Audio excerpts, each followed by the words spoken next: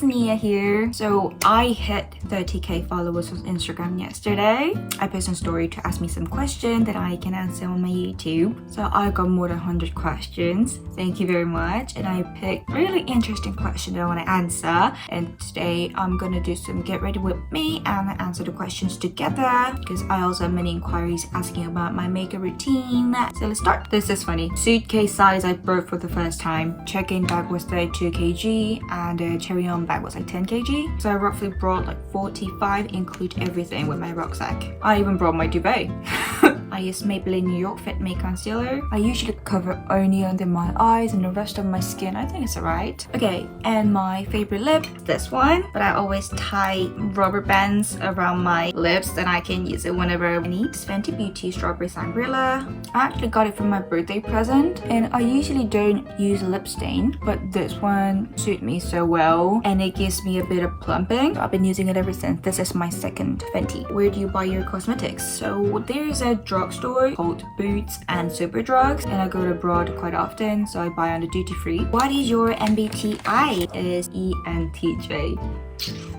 And how do you stay fit? I don't do particular workout. I think I usually just run around my house, but I keep track on my Apple Watch, burn at least like 500 calories a day. How old are you? I was born in 2000, so I just turned 23. Only 5-6 days ago. Were you born in the UK? Well, no, I was born in Korea and I lived there for 17 years. How did you learn British accent? So I moved here 5 years ago. I came here to go to my uni. I think I kind of adapt really naturally. For my blush, I do hard pop blusher, Super Sunset. When you learn a language, you sometimes just like try to mock the person that you're talking to. So for example, I am talking to a person from New York and I suddenly just like speaking American accent, or after I watching like American films and I'm speaking American accent out of nowhere, then I naturally just adapted. Do you have a boyfriend? Well, you would know if you follow my Instagram. Check out my Instagram. What is your motto? My motto is pretty simple. Do not make a decision that you're gonna regret. Sounds quite tense, but it's more like make the best choice that you can at the moment. And I think I always go for a tough choice because I don't want to regret that I chose easier way. Oh my god, look at that. I just opened my contour and it's broken. Okay, I'm gonna do it roughly.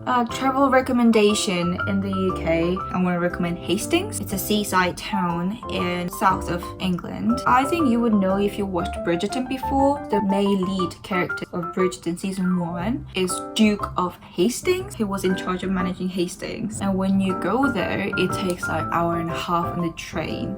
And by back then, they had to travel on a carriage for 2 days. So I think it's good to feel that you're actually in that old place. Must buy items. Most people say just like teas or biscuits or cookies. I want to go something better because teas are usually very cheap, and if you want to go really nice gift set from Fortnum and Mason, it's so expensive. There's no point. It tastes the same. I think I usually go for chutneys. It's like a sweet pickle that you eat with a biscuit and cheese, or you can put on the sandwich, whatever you want. Red onion chutney or mango chutney. It really goes well with anything. Why London? I've got this question so many times, but there's a reason that I chose London. So my parents sent me a language exchange trip when I was 13. I stayed 2 weeks in London, 2 weeks in Dublin. Ever since I was growing up, the most of things that I like, films I like, actors, cultures, places I want to visit, I had one thing in common. They're all British. I think it's a natural faith that I could not imagine myself in different countries. Like San Francisco, I actually got an offer. Yeah, I just couldn't picture myself in different countries. Like if I'm staying in London, I know where I want to go, I know what I want to do, but I know nothing about Canada or Sydney. If you cannot picture yourself in that country, just don't go. Do you have any country you used to live before? I actually used to live in 4 different countries. This is my 4th country. I was born in Korea and I used to live in Malaysia to go to college, and after graduating Malaysia, I went to Japan to do my working holiday, so I was on YMS visa and I moved to the UK. How can you be confident during networking? It's a very interesting question. So do you remember my business card, that video? That was the first time that I properly ever done my networking. But when I tried to talk to somebody, I was like shaking hands, so nervous. But I actually find out I am nervous because I want to get something from them. You want to get a job, you want to be friends with them. That's why you're so nervous. Then you need to approach them in an attitude of you don't want anything from them. Then it makes you a bit comfortable.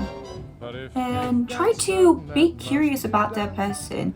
If you force yourself to continue this conversation and you feel awkward by yourself as well. And how did you learn English? Bumping into the reality? You need to try in real life. That's the only solution. Like if you try to memorize the vocabulary on your desk, it's really hard to do it because there's no motivation to remember. But if you actually go out to the city, such as in London, then you need to memorize that word to survive. You need to memorize the word to survive here. That was the biggest motivation to learn Japanese for me when I was staying in Japan. So I think that making an environment is the best choice. So if you're staying in Korea and want to learn English really fast, maybe try to make international friends and try to exchange language. You teach them Korean and you learn English from them. That's what I've done when I was staying in Seoul. I made international friends. I went to Lotte World with them, and I had to do everything for them because they're new in Korea and I know everything. But I was not good in English, so I had to study harder to communicate with them. Can you tell me the budget for the first month to settle down in London? So I think a flight might be £1,000, an Airbnb and a short stay until you get a real house. It's gonna cost like 1,400. For room deposit, it's gonna be 1,000 because it's usually 5 weeks of rent, and the room rent will be maybe 800 a month roughly, and living cost for a month will be like £500. You need to buy a lot, and in total I think it's between 4,700 to 5,000, so it costs a lot. But after that first month, you can get a job and you can show yourself a little bit more. And I got a very long question here as well, so I need to introduce them. 영국에서 일하며 살아보고 싶어 퇴사하고 예전에 카페 알바할 때 커피 내리는 일이 즐거웠던 기억에 바리스타 자격증 따서 내년에 5월 갑니다. 혹시 이 자격증과 제 경력을 가지고 커피 관련 회사로 취직할 순 없을까? 라는 생각까지 미쳤어요. 영국의 커피 업계 취업 전망이나 가능성에 대해 아시는 선에서만이라도 알려주실 수 있을까요? That is actually a really interesting question because I've been in the London coffee industry for like 5 years and I know how is it working. Yeah, I don't think the barista certification helps you a lot. It's good to have it, but the more important thing is just experience. If you can appeal yourself that I have experience, that I worked as a barista in Korea and also in the UK, and I can help you localizing and I can help you to get the business strategy that actually like working well in Korea to adapt to the UK. Make your own pathway and appeal your strength. I think the coffee industry in the UK is quite bright. They're really focused on specialty coffee as well. So if you want to learn real beans and other specialty coffee, then London is the best. Okay, that's all for today. It took me a very long time to finish this video, but if you still have questions, follow me on Instagram and send me a message and I can reply right away.